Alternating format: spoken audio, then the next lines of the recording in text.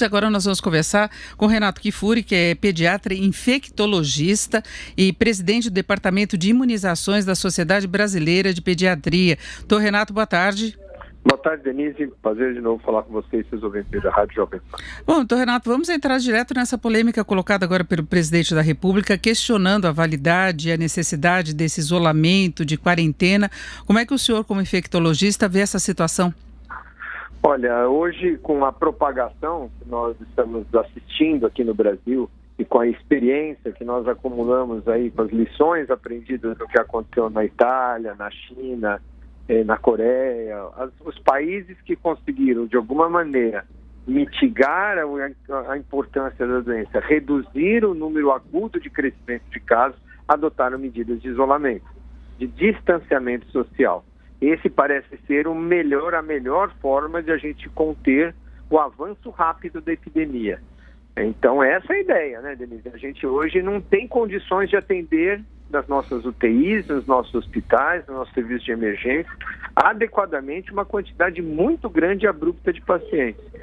O distanciamento tem essa principal função, esse principal objetivo, que nós consigamos distanciar os casos, espaçar o acúmulo de casos, não sobrecarregar nosso sistema de saúde, para que a gente possa dar qualidade no atendimento. Que a mortalidade, a letalidade dessa doença, o número de pessoas que vai morrer, está diretamente relacionado com a capacidade de assistência dos hospitais. Isso a gente nem aqui, nem em lugar do mundo tem.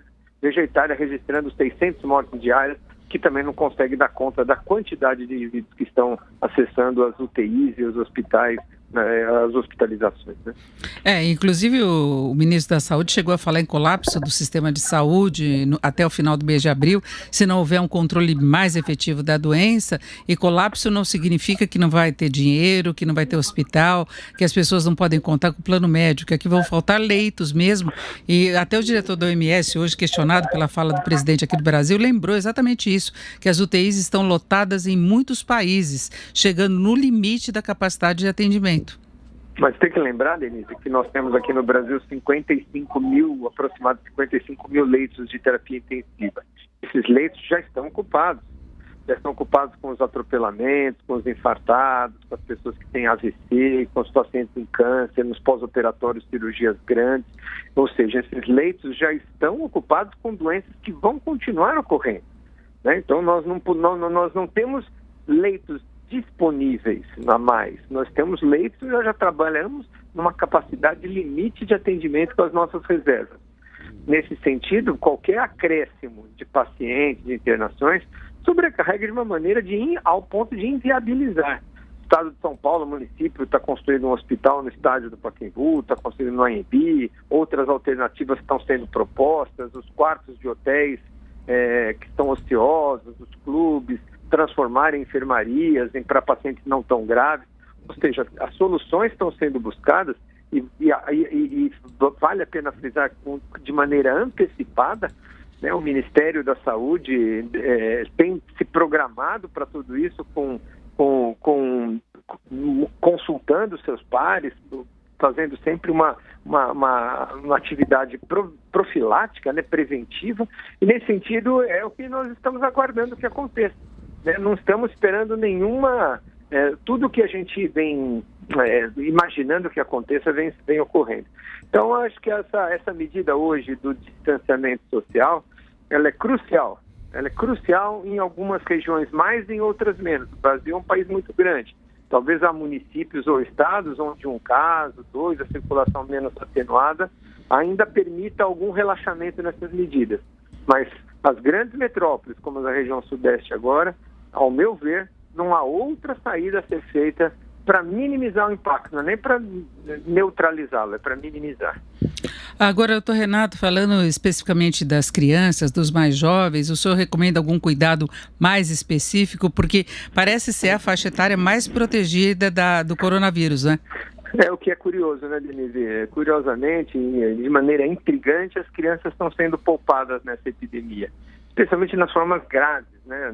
Raros são os casos de crianças que evoluem com forma mais grave, que precisam ser internadas, que vão a óbito, então que morrem, é raríssimos. São relatos de um ou outro caso, especialmente em adolescentes. Crianças pequenas estão protegidas desta doença e muitos estudos têm sido feitos para entender exatamente o porquê disso, quais as razões biológicas da criança que acabam a protegendo dessa infecção.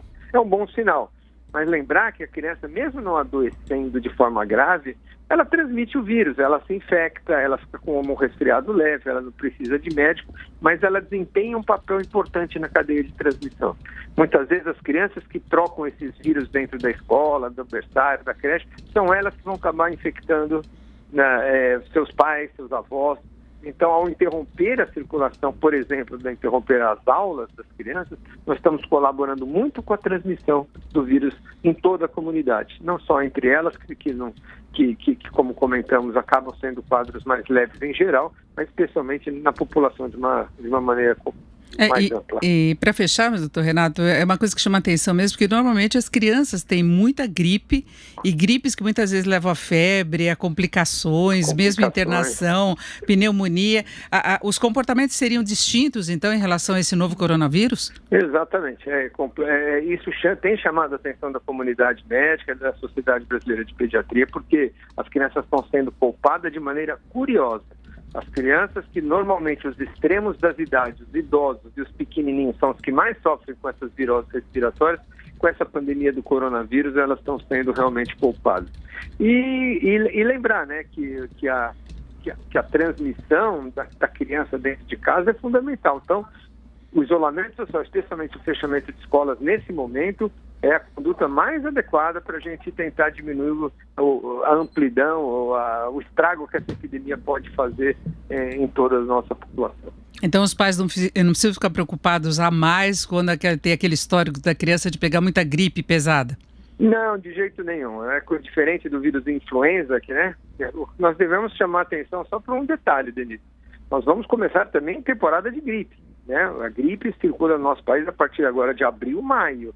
Então, independente do coronavírus, nós vamos conviver com dois vírus provavelmente circulantes ao mesmo tempo. O vírus influenza, que é o vírus causador de gripe. Felizmente, para esse nós temos vacina, então é importante as crianças comparecerem para as campanhas de vacinação, que vai ser na terceira etapa, no comecinho de maio, as crianças vão ser convocadas. Estamos começando pelos idosos profissionais da saúde, para que se vacinem. Porque se a gente não tem vacina ainda para o coronavírus, para a gripe a gente tem. E a gripe é diferente com a criança. Impacta, sim, temos hospitalizações, temos complicações, pneumonias e até mortes.